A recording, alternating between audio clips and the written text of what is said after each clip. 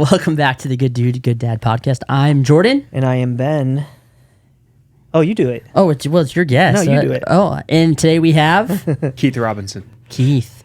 Keith is Ben's pastor over at Mesa Church. You recently became the head pastor after being the interim pastor, correct? That's right. Nice. Congratulations. Thank you. Yeah, I was just voted in July. So There you go. Which is crazy. On Sunday, when you said 90 days, I looked over at Devin and I was like, how the heck has it been 90 days already? Yeah. Like, where's time going? That's how it And then I feels. started thinking about those 90 days and I was like, oh, it's only been 90 days? Not like church stuff, just like my own life. And I was like, oh, okay, I guess time is funny. Yeah. But no, we're super excited to have you on today. This is our first one. We just redid all of this stuff. So everything in here is like new. That's why we're kind of like figuring it out. But fiddling with everything a little bit. yeah, no, I'm stoked to have you on, man. It's been awesome getting to know you through these last few months. I guess since March, Yeah, right? because we kind of really started deep diving into this podcast this last year, and like one of the top people on Ben's list when we were like starting to pick out guests, he was like, "Oh, we'd have Keith on." I'm like, "Yeah, dude, that'd be sick. That'd be so awesome." So I mean, we're stoked to have you here, definitely. Yeah, and we're gonna let you share your story, but I like to do a little intro. But I think what's cool about your perspective and where you come from and your story, as you'll share, is a lot of what people in today's like church world think as pastors come from this typically, this weird idea from the average person. They think a pastor has this life that was paved out for them, that, everything's smooth sailing, all these things. And it's sometimes mind blowing to me that people forget, like, oh no, man, they're human also. And they come from all sorts of, walks of life. And it doesn't mean everything's just been this straight, awesome, like, lit up pathway. Right. And I think that's what, for you have such a cool story and perspective from where you came from, but also prior to you becoming our lead pastor, you were working, doing things in not just like the church space, but secular spaces as well. And I think all of those things just put you in a very unique position. Yeah. And so I'm excited to have you share that. And with that, you can kind of just tell us about yourself, introduce as much as you want, as little as you want, and we'll kind of go from there. That's awesome. Well, thank you guys both for having me. It's amazing. I've been listening to the podcast and just following, and I told a group of guys that I was with this morning and I was going to be doing this, and they hadn't heard of it yet. And so I told them about it. So they immediately got it on their phone, and it was just really cool because I think what you guys are doing is so needed, and you're filling a gap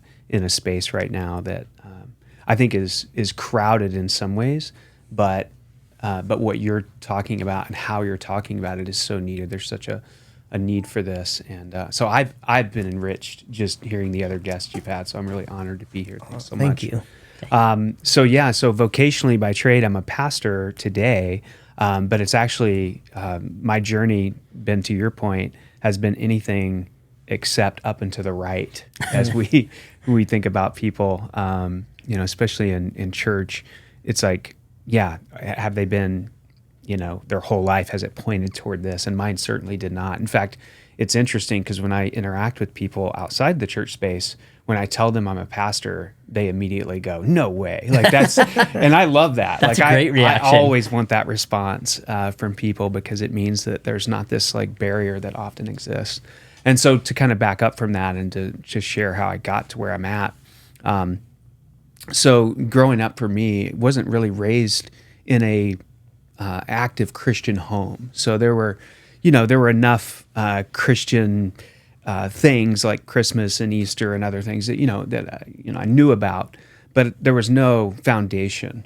God wasn't like a regular subject in our household growing up. And my father, I don't ever remember him attending church. My mother would take me and my brothers on Christmas and Easter every now and then, But so growing up for me looked like this. So kind of my story is that my father met my mother when they were both young adults. And my mom ended up getting pregnant by him, and he lived in Indiana. She was living in Florida at the time. And so he was a truck driver, overnight truck driver. She was working in a restaurant. They met through a mutual connection, and so when he would go to Florida, he would see her. Well, she ended up getting pregnant, And so my father, and this is sort of how I was raised. So he grew up on a farm, Yeah. very traditional sort of household. So it was like when he found out she was pregnant, he said, I got to go to Florida and get her, bring her home and take care of her. That's just what responsible men do.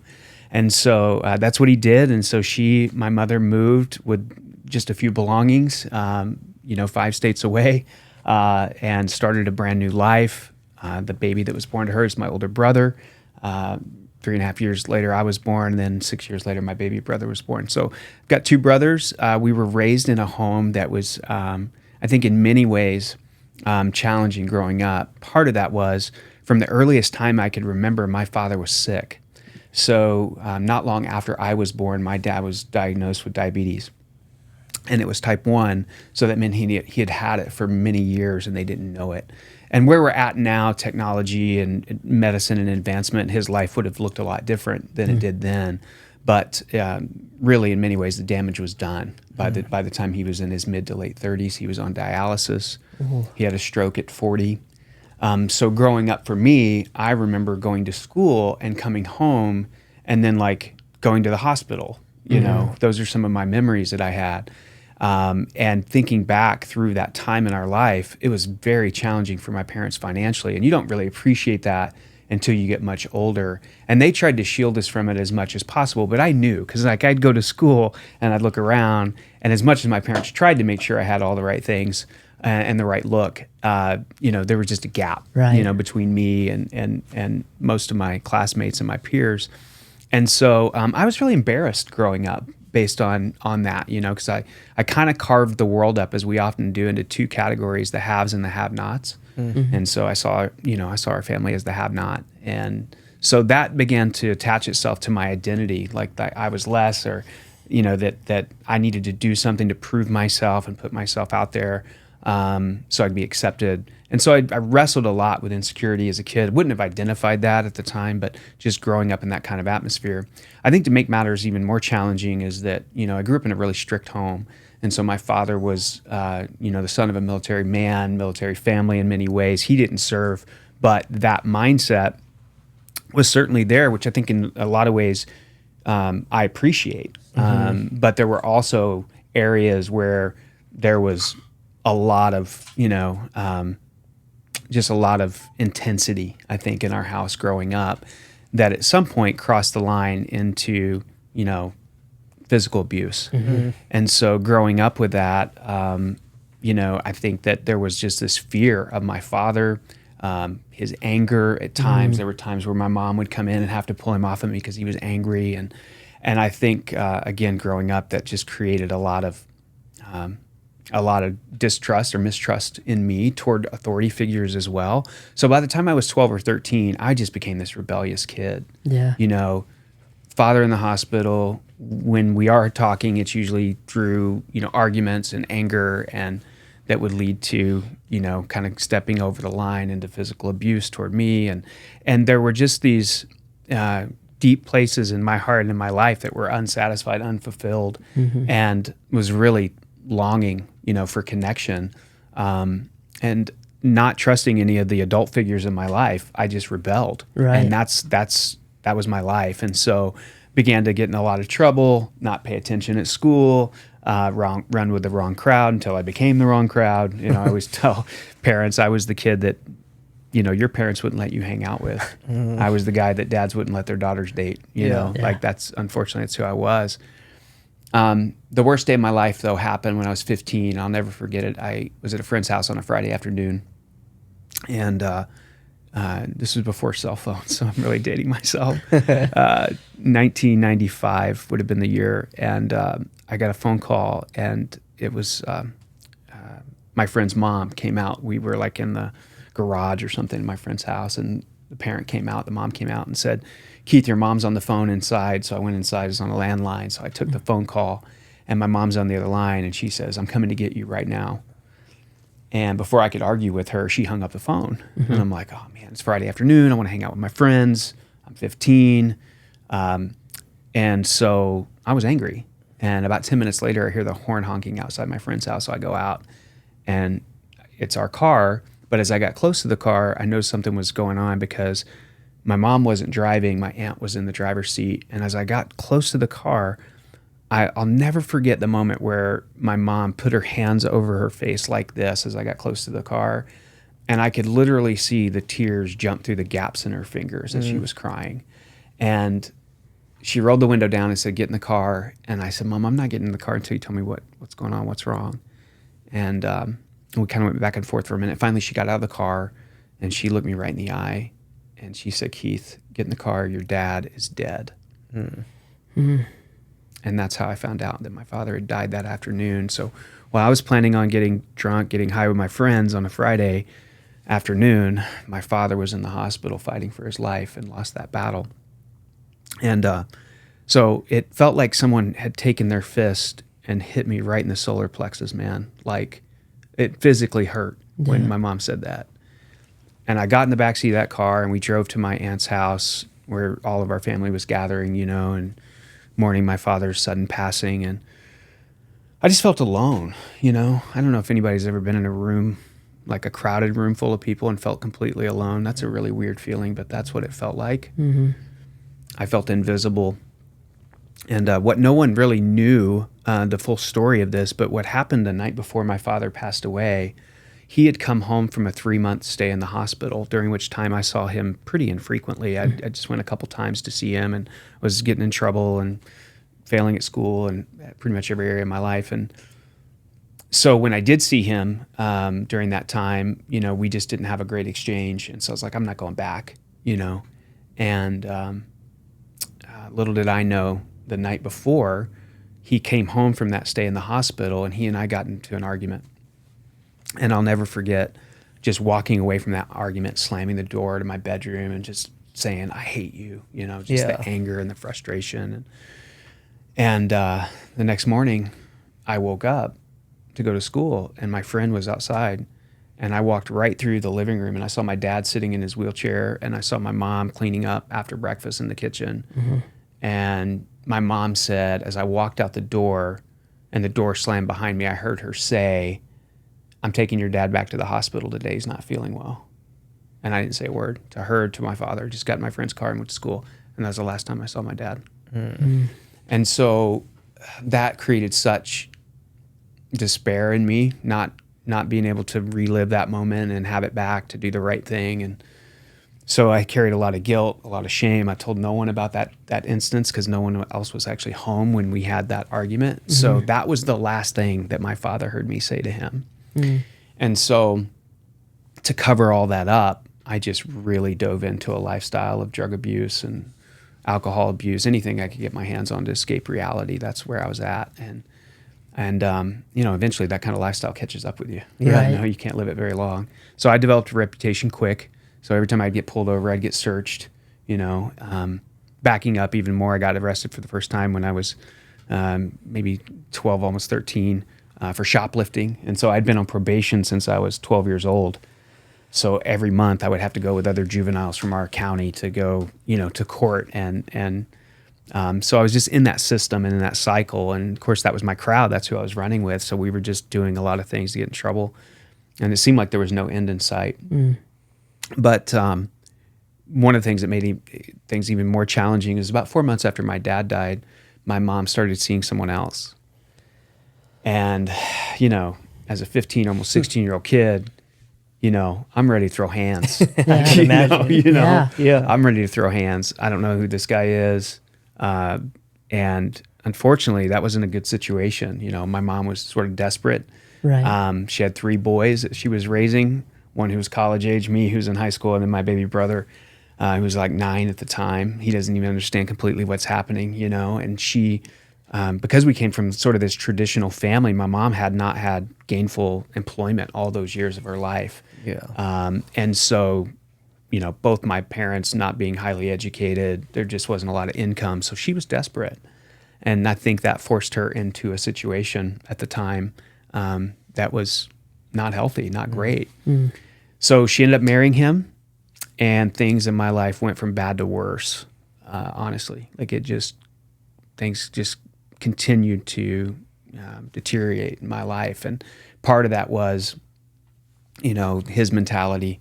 was basically I was a problem. I was in the way. They've got this new marriage, new life that they're wanting to start together, and I just saw myself as a problem. So things actually got way worse after that happened. For the next 2 years of my life, I continued to get in a lot of trouble with law enforcement at school, otherwise.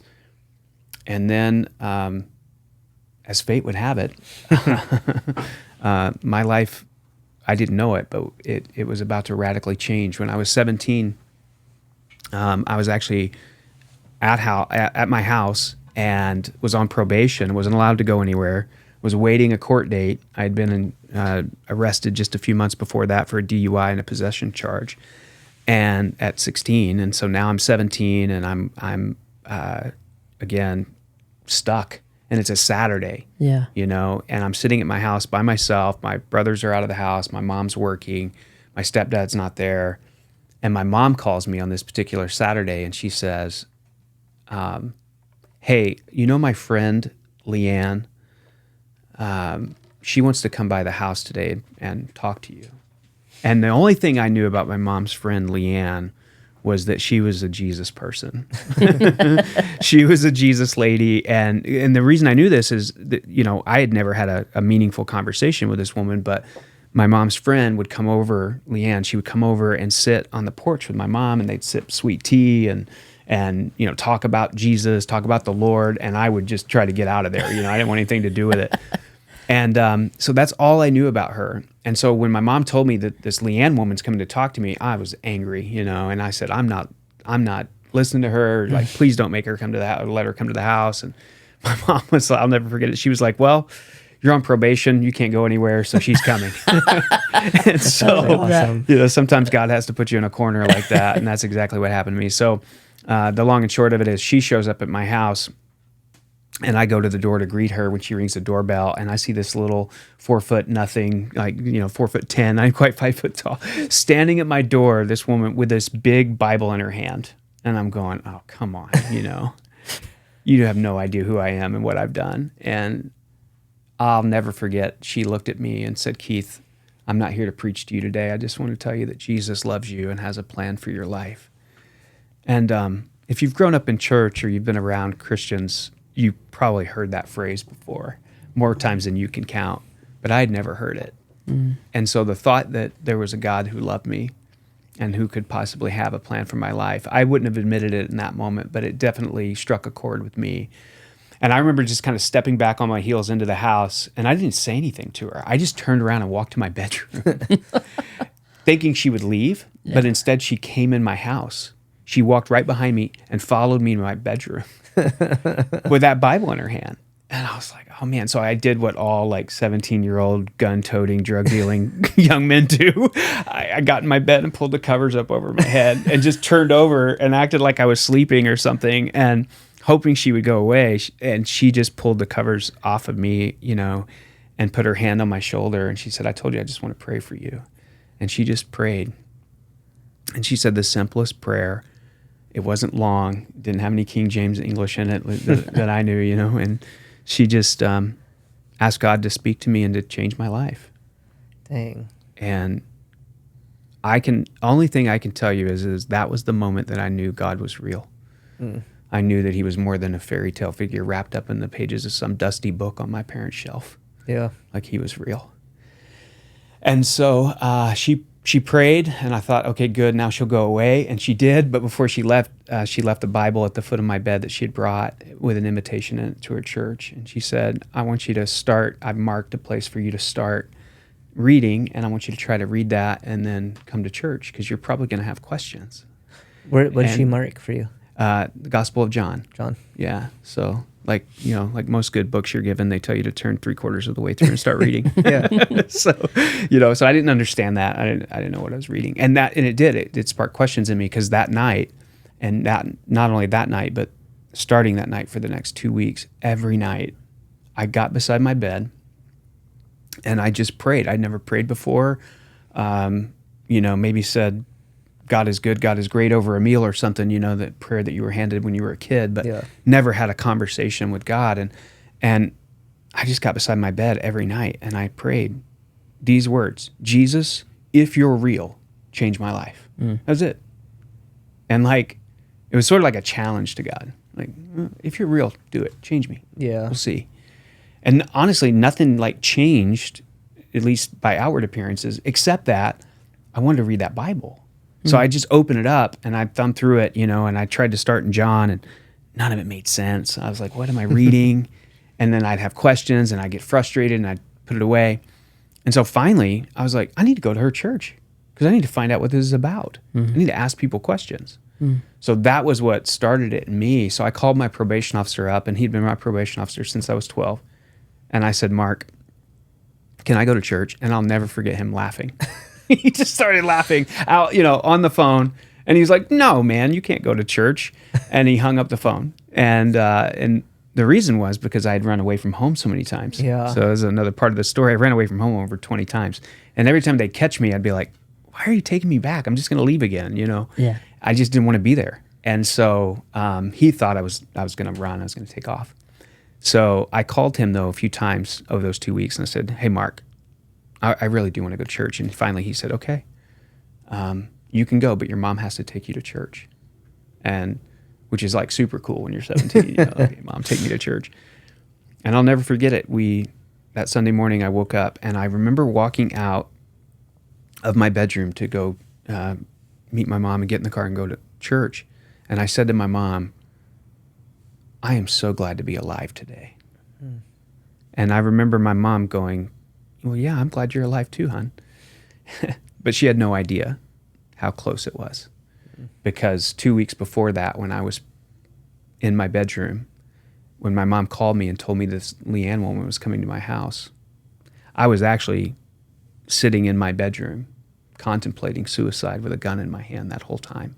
And I put that gun away just minutes before my mom called and said, Leanne's coming to pray for you or talk to you. And so all of that was in the back of my mind as I'm going to church. Like, this could have all ended a lot differently because I didn't want to live. And now I find myself going to church. I walk in on this Sunday morning, and there's all these people who are like in the lobby. We're so glad you're here. They're hugging me. It's kind of weird. It was one of those churches, just very affectionate, not in a weird way, but it certainly felt different to me. And I'm going like, who are these people? If they knew who I was, they would not treat me this way. And the music starts. It makes no sense to me, like what they're singing about. I had no, blood of Jesus, different. I'm going, I don't know. Yeah. But I'm just sitting there and I wait, and then the pastor comes and he gives a message. And his message that day was from Luke's gospel on the prodigal son, and it was all about God the Father who came running, to find his son after he'd been lost. And so that idea, and I'm sitting there the whole time the pastor's preaching, and I'm going, who told him I was coming today? Who told him? Because he changed his message. And when he took the stage that day, he said, I had a different message prepared, but I've changed my sermon. Now, I didn't know the significance of that. Now that I'm a pastor, I get it.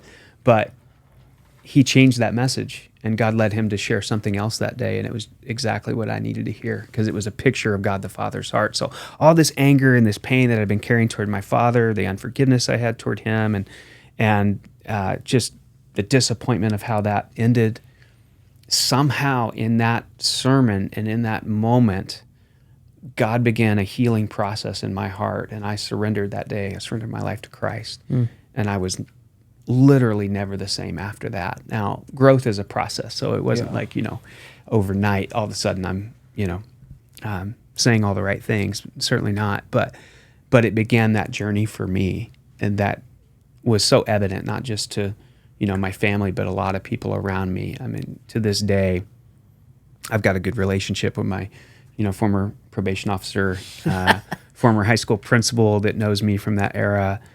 Just had some really significant people in my life that were able to witness that change and really affirm that in me, even though they didn't necessarily have faith of their own. They could just see the positive difference that it was making in my life. So went back to school, started applying myself, started trying something I hadn't done in a long time. And man, my GPA skyrocketed. I was like, oh, wow. It's amazing what happens when you try, right? Yeah. Just showing up to class alone was a lot, So I think all of that was really powerful. And then, senior year, started a campus club. And that's when I first sensed, like, maybe God's calling me to do this with my life, like to serve others and to point people to him. And I didn't know what all that meant, but that's where that journey began. And so the coolest part of that story really is that the woman who came into my bedroom and prayed for me when I was 17, Leanne, today that woman is my mother-in-law. Oh, that's awesome. Those are the stories. I'm glad you said it, because I feel like when people try to argue that there's not a God or there's not these things, like, you can't make those stories up. Yeah. You can't like tell me that is a coincidence. Yep. That it happened to just be the only lady that was your friend's mom that had a Bible. Right. You know, and so I love hearing stuff like that. I mean, I've heard him say it before, but yeah, I don't think you've heard that, but it was pretty cool to hear that. Yeah. I mean, just the thought that she had no idea. I mean, this is a soccer mom. Yeah. You know what I mean? Like, my mother-in-law she's, if you met her, she's unassuming, right? Like, she just is a good mom, loves her kids, faithful to her church, and just wanted to share hope with me. No judgment, you know, and it was beautiful. She had no idea that day, though, that she was praying for her future son-in-law. And she's got 2 grandkids out of the deal, so I think it worked out pretty good for her. But going back to that moment when she came in and prayed for you, and eventually, you know, she left the Bible, like, what, and you might have just said it, that word, but what was like that one emotion that made you, was it just the whole thing? Was it like hey, I you know, just a few minutes ago I was suicidal and now, you know, someone stepped it. Like, what was that? Mm-hmm. What do you feel like that? Did you feel like a tug on your heart at that moment? What did you feel in that moment that led you? It's a good question, Jordan. I think there's a combination of things. It was interesting because there was a mix of anger and curiosity. You know, like, anger that my life is where it's at. But really, there was only one person I could truly be angry at, even though I was pointing that toward God and authority figures. It was me. And so I think I was allowing all the stuff that had happened to me to make me feel like a victim, you know, and that I'd been dealt a bad hand. And so in that moment, there was a curiosity that piqued in me. Maybe there's more. I just remember that maybe there's something more. Maybe there's something to this. And I owe it to myself to try, because the only other step left is like death for me, you know? Because I was crazy. I had a death wish. I mean, you know, the way I acted, the way I lived, everything I was involved in was just pointing toward that. And a lot of my friends ended up in prison. Some ended up taking their own lives, unfortunately. And so, you know, it felt like I was writing my epitaph slowly and surely until that day. And then it was like, maybe there's something more. And I wouldn't have described it as hope, but looking back, it certainly was hope. Yeah. And you probably didn't really know what that was then either. No. Well, it's interesting because I shared it once on the podcast that I got to a similar point in my life where I had a gun too, and I was thinking about it. And it was like, I felt like I came to this realization that all right, I know where that door leads. Yeah. Like, there was that door there. And I'm like, I know where that goes. Mm-hmm. You know, it's done. That's where that door is. Yeah. And then it's like, all of a sudden it was like a strand. There was like a door, and then there was like one string. And it was like, well, I don't know where that string goes. Yeah. But I do know where that leads. And it's like, well, let's just start pulling on this string, because I can always go back to that door. But let's start pulling on that string and see where it takes me. And then that led me, you know, to where I am now. But it sounded like it was, like you said, it's not hope, but it's like,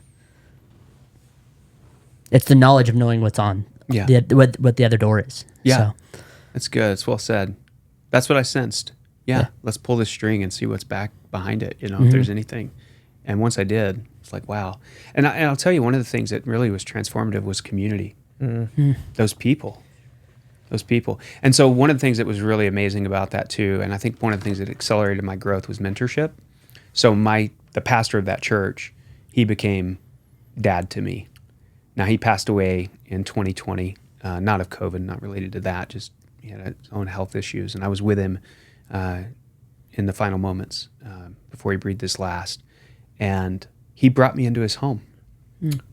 So life was rough after giving my life to Christ. Even though my mom had invited, Leanne into my home to pray for me once I really started serving the Lord. And I'll just say it, like, it was radical. My transformation was like 180 overnight. It was like I went home, got rid of the drugs, didn't touch it. Like, I'm done. I want something new. God has something for my life, and I want all he has. And so that was sincere, and not looking back, and I think that created a lot of tension in my home. And I was sensing what I didn't know at the time, but was like God's call toward vocational ministry. And there was a day where my senior pastor said, if things get really bad for you, you always have a place here. And I'd already been spending a lot of time in his home, and he just had an open table for people. Always had meals, and people could come and eat.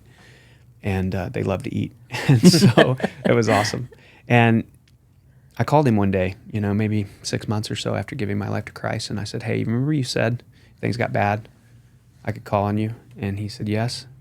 He said, do you need me? I said, I do. And he said, I'll be right there. And about 10, 15 minutes later, he showed up. I put all my belongings into a trash bag, put them into the back of his car, and that became my new family. And he actually paid my way through ministry school, through Bible college. So I went to school and got my Bible degree, and then after I graduated, he actually offered me my first job. And so I got to go on staff with him, and he was there for about a year before he resigned from that position and took another church north. And so he was so foundational in all of that, and helping me find community and being that father figure. And I got to sit at his table, and I got to watch how he interacted with his son. And I had never seen healthy male, father-son relationship. Yeah. I was exposed to pornography at a young age, a view of women that wasn't healthy, a view of even like how men treat younger men, the pecking order of things. Like, I just had a lot of brokenness that I was looking through the lens of into the world, and it was causing pain. I didn't even know how. But when I saw him and the way he loved his wife, the way he loved his son, the way he was full of grace, and he served his family, like he was the servant of the family. And it was just a beautiful picture of sort of this upside down model of the autocratic, authoritative sort of father figure that I had known, into this man who's just, will just start, getting up from the table and picking up everybody's stuff. He would wait on everybody else, and I had never seen that before. And I was enamored by that. And so he poured a lot in my life. How old were you at that point?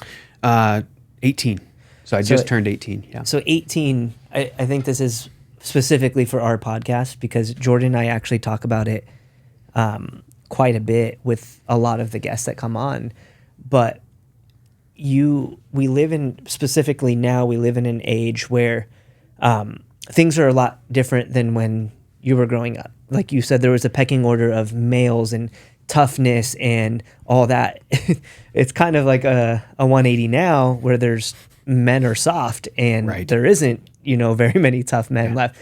But there's a difference between being like a quote unquote tough man and being a man that has values that, you hold so deeply inside of you. And for you to be able to radically turn your life around, do you think, honestly, like an honest answer, if you look deep inside, do you think you would have been able to change the radical way you did if you didn't have those specific people in your life? Yeah, there's no way. There's no way. The lessons that were not only taught, but the ones that I caught by being around healthy men, was able to watch. An example. So I have two boys. The first time I remember my father telling me he loved me. Now, I'm not saying he didn't love me, so I want to be careful with that. And this isn't like poor me, okay? Because there's no room for victimhood. Yeah. But it still impacted me that the first time I heard my father, or remember, I should say, hearing my father say, I loved you, was a few days after he had woken up from a coma after he'd had a severe stroke. I was 13. I was in his hospital room, and he was trying to say something to me, but his left side of his body was completely paralyzed. So he was mumbling and I couldn't understand it. And I said, Mom, what's he trying to say? And I'll never forget her leaning down, her ear to his mouth. He mumbled to her and she looked up and she goes, oh, Keith, he's trying to tell you he loves you. That's the first time I remember my father saying that to me. Mm-hmm. And so one of the things that my pastor, who I live with, who became dad to me, he told his son he loved him all the time. Yeah. And as simple as that is, when you don't grow up with that, you don't even realize how starved you are. You know, and that, again, my father's generation, just to say, his generation was, I told you I loved you, right, in the beginning, and if I change my mind, I'll let you know. So that was sort of the mentality that generation, not everyone, but a lot of them, they had. So I understand that. But for me now, I've determined, like, it's so funny. Like, my kids can't leave the room without me saying love you. Yeah. Yeah. And it's crazy because my wife will point out to me sometimes, they're like, you know, our boys don't care. Like, we'll be in public and they'll be with their friends. And Joel, my oldest, like, oh, love you, Dad. You know, and he's got, you know, his frat bros around him or whatever, but he doesn't care because we've created an atmosphere where that's normal. Yeah. You know, where affection and love, and yes, there's equal parts butt kick in my house too. Yeah. Because I think that is part of manhood, but there is, there's love and real love that can be expressed. Yeah. And love, I mean, we have the best example of what love is as being followers of Christ, right? It's easy to say and cheesy to say, and people that don't have faith obviously don't get where we're coming from. But like hearing stories like yours and numerous people that have been on our podcast, like God's redemption and the way he modeled out what it is to love and to be, I mean, the ultimate man, essentially, right? It's crazy to me because without God's redemptive love and the disciplinary side that goes to that, there is no just, oh my gosh, we're all going to be so happy, blah, blah, blah. Like, there is a side to love that calls for, you know, butt kickings or putting some, like, a respectful thing back to a situation or having discernment to be able to say, hey, dude, you're messing up, man, like, fix yourself. And I just love that. I love hearing your story and to see obviously where you've come from and to where you're at now. I mean, there's a lot of stuff he didn't get to, but he's been in, how long have you been in ministry now? Yeah, 24 years. 24 years, and dude, he's done all sorts of different ministries. He's led churches, really big revival style with young adults. Yeah, teenagers actually. So just quickly on that, so part of what happened with me is I became a youth pastor at 20 in my pastor's church, the church I got saved in. So that church I went back to after Bible college and served there for a year before he resigned. But coming out of that, I wanted to share my story because I just knew there were so many teenagers that were struggling with what I was struggling with. They didn't have to have my story. In fact, there's a lot of more heart-wrenching stories out there than mine. And I realized, like, I have an ability through this story to connect with an audience. And so I sensed I should do this. So what happened one day is my former probation officer actually invited me to speak to a group of juvenile delinquents, right? And he said, why don't you come? They don't listen to me. He said, share your story with them. And I was like, cool. So I stood up on a picnic table in front of 30 teenagers, you know, and they don't go to church. You know, they're not there. They're not there for youth group. So they don't. So I just shared my story with them. Well, they all like started asking me questions, and I can tell like it impacted them.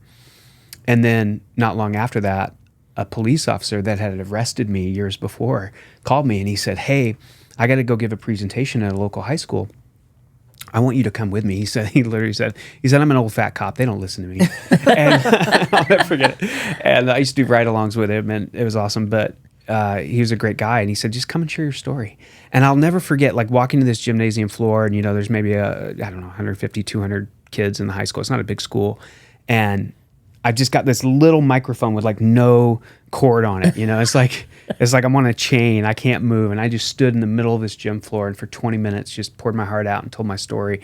And after, every kid like got up, came out of the bleachers and wanted to talk, and like kids were, moved emotionally, and counselors were like, we should have known this was going to happen because we weren't prepared to talk to so many students, but this is awesome.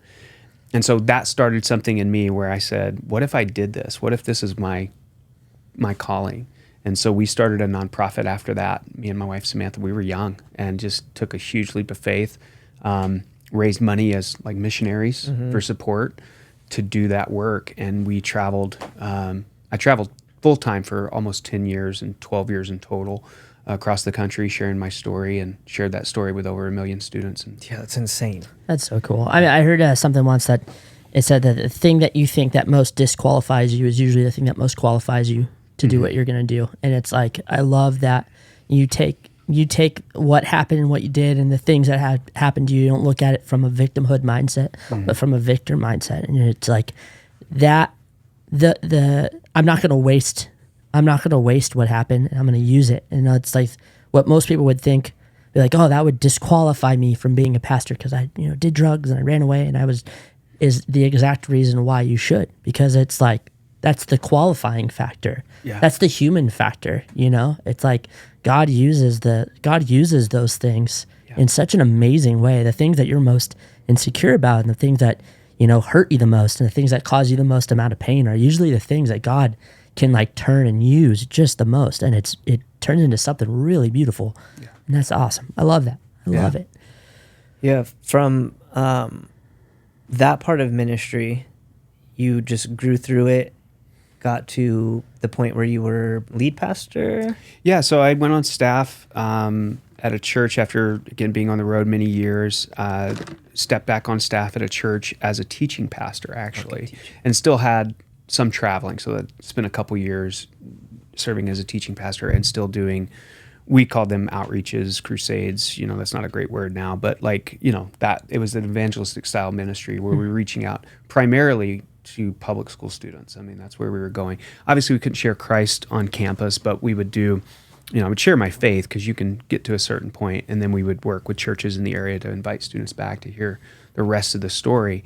After doing that for 10 years, both of my boys were born during that time, right? So our family's growing, and I wanted to come off the road because I was determined I wanted to be a very present father, in our kids' lives, and that was an important part. And so, 1 year, I think the last year that I did it full time, I spoke, I don't know, it was something like 260 times in a year. So I was doing 2 or 3, speaking engagements a day at one point, and just hit a wall. So going back and stepping back into a church staff allowed me to, I had worked with a lot of churches across the country, but it allowed me to kind of plant some roots and dive in with the family. So after being teaching pastor for about a year and a half or so, the senior pastor at that church had retired, and so I was elected to be lead pastor. Served in that capacity was at that church for about 5.5 years. So crazy. Yeah. I wanted to ask you, because I don't want to take too much of your time today, but with all of those life experiences that you've touched on, you've kind of already said little tidbits here and there, but obviously what we're going for is we want people to be good dudes and good dads. Yeah. How do you now take all of those experiences and apply that to, one, you and your own kids and the way you grew up or they grew up, but two, like, what does it mean for you to be a good dude and a good dad? Yeah. I mean, I think, again, that the gift of presence, I think we underestimate how our presence as men and as fathers really does affect the outcome. So for me, being a good dude, being a good dad starts with being present. And, it's not just physically being present. It's someone said, be where your feet are. And I think that oftentimes as dads, men in general, we got a lot of responsibility on our shoulders, right? And we carry that weight. Yeah. Especially good dudes and good dads. They carry that weight. They just do. And we wear it as a badge of honor, but if we're honest, it can be hard sometimes to be where our feet are because we're thinking about the next thing that we have responsibility for. So with my kids, it just means slowing down, being present. We started a practice when our kids were young that, no kid wants to get picked up from school and say, "How was school?" I mean, they hate it. It's like, it's not good for the most part. Now, you might have one of those kids that are the exception to the rule. So we just approached it differently. One of the things that we did, and others have done it, but we called it happy crappy. And it was like, what's the happiest thing that happened to you this week? What's the crappiest thing? Yeah. And so once a week, when our kids were little, it just created a framework for us to have the conversation with them.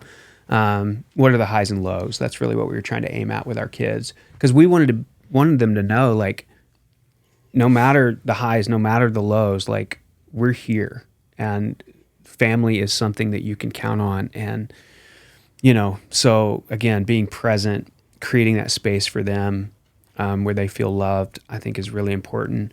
The other one is service, and we've tried to teach our boys this too, is the value of service. I made a decision in my late teens, early adulthood years that my life was going to be more oriented towards service. And there's nothing wrong with making an income. Certainly we should, and we have that responsibility as fathers and as husbands, but I wanted to be service oriented. I wanted to be impact oriented more than income oriented. And I made that decision early on. And sometimes I've wondered about that decision when things got tight. But I think the thing I've been able to hopefully model for my kids, and not just me, but my amazing wife, is service, that we serve others in our community. We find ways to make a difference. We show up not just for each other, but we show up for people in our community that need help and need hope. And so that's looked like a lot of different things, involvement in nonprofits over the years, being very active in whatever our kids are doing, and finding inroads to serve the community.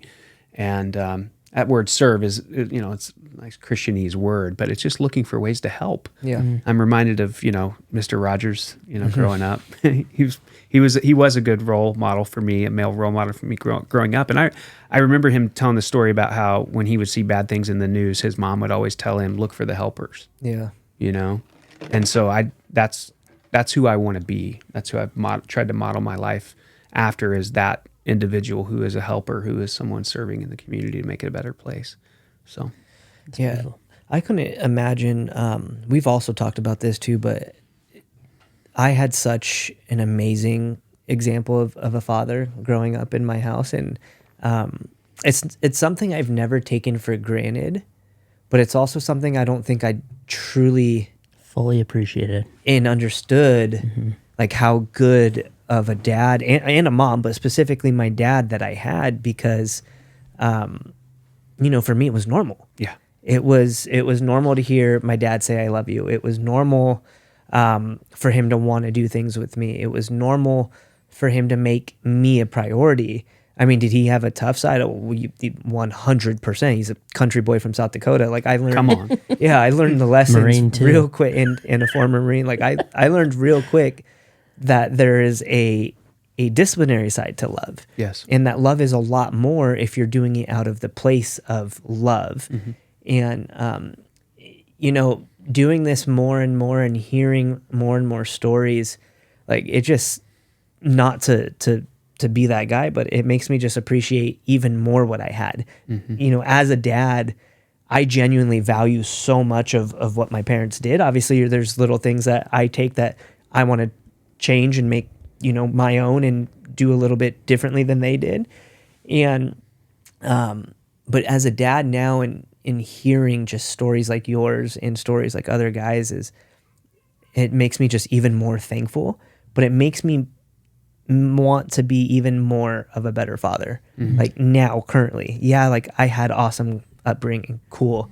What good is that if I don't actually act on that now and make sure I am the best me for my kids and for my wife? And so this podcast for me, man, has been, as much as we're trying to be a resource for people and for listeners and a platform for people to share their stories, it's also been such a like a constant reminder of like, dude, you better be putting your money where your mouth is. You're talking about these things, you're hearing these stories, you say you want to do these things, like a good dude, good dad. I don't take that lightly. And it just makes me want to like dig in and try harder. And that's going to lead me to my next question of, what is one thing or a couple things that you were determined to make sure your boys knew? The I love you was big. I'll tell you another one, though, that even as you were sharing, I was reminded of, there's been a lot of healing that God's done in my life. I think most men carry some level of father wound. It's just, it's part of a broken world that we live in. So being able to give my father grace for what he was going through, I can't even imagine what my father was dealing with now, especially I'm 44. He died when he was 42. And I'm going, man, how would I have been had I had health, money problems, right? So many challenges. And so there's a lot of grace. One of the things, though, that growing up, and we all have these things toward our own fathers, and that's okay. But one of the things I was determined to do was to say, I'm sorry. It's as simple as that is. And of course, any good woman's going to say, prove it. But it starts there, at least. And I think for my kids to be able to hear, hey, I'm sorry. I said that out of anger. Yeah. Or I blew it. Or you saw me lose my cool back there, right? Like my kids have seen me road rage. Yeah. So just saying I'm sorry and having the courage to look them in the eye. And by the way, our kids are like the most forgiving. That's fine. That doesn't matter though. Yeah. No, this was wrong. So I think taking radical ownership in front of my kids for things in my life that I could have done differently is very important. And I want them to see that humility in me. Yeah. That dad isn't always up and to the right. There are stumbles and failures and circling back and redoing something. And so I think that's a big one.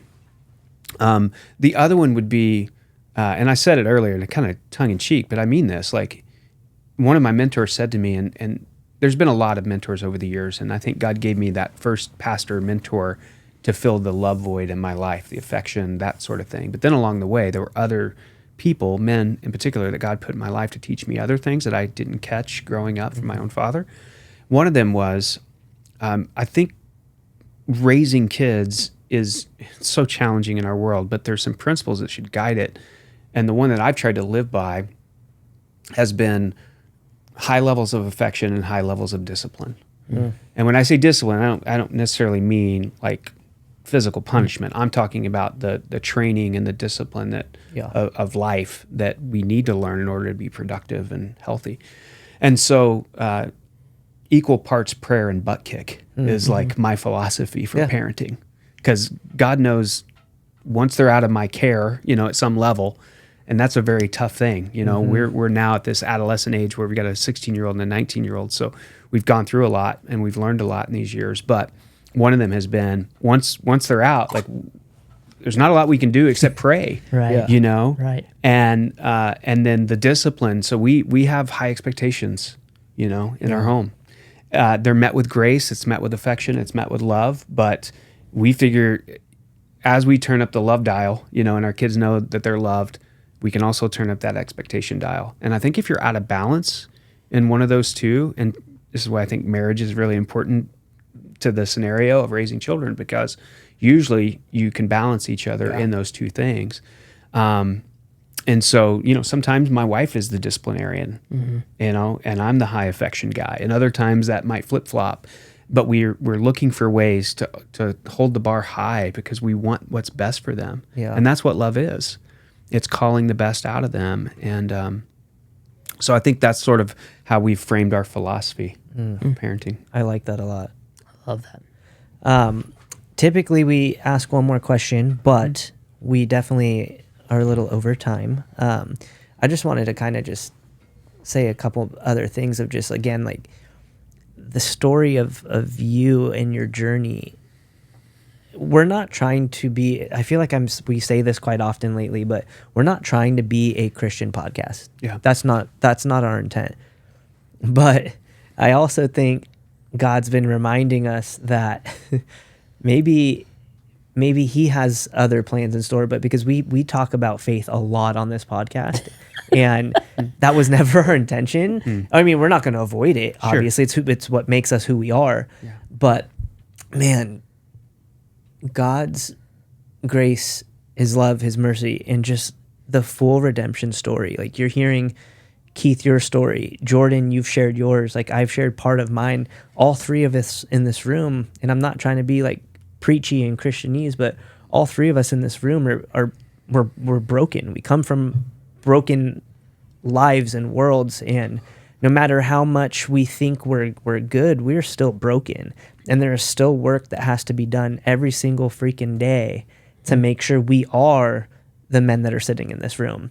And I don't care if you're there listening and you think you have it all figured out, you don't. And I think that's what makes this so special and so unique. And the reason why I think God is constantly reminding me, like, hey, like, yeah, your faith is what makes you you. Mm-hmm. And, but thank you so much for sharing your story. Yeah. I've had a pleasure getting to know you.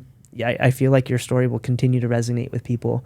I think that's what is so powerful about doing something like this as well, is like your story, and how you even got started in ministry is just sharing your story. Yeah. And so hopefully someone listens to this that is encouraged or triggered in whatever way. Like, if it evokes some form of like emotion and some form of tension to cause you to be like, oh man, like what's going on with me right now, then I feel like we win in that sense. Yeah. I feel like this podcast is going to be impactful, mostly because we've had so many camera issues this entire time. Dude. We filmed a podcast here yesterday, and so we made sure all these cameras were working properly, and somehow magically today, everything, except for yours has been perfect. Yours has been on the whole time. But all the other ones have just been messed up, and I'm like, man, there's got to be something going on. Anyway, thank you so much for coming. That was that story was incredible. Thank you.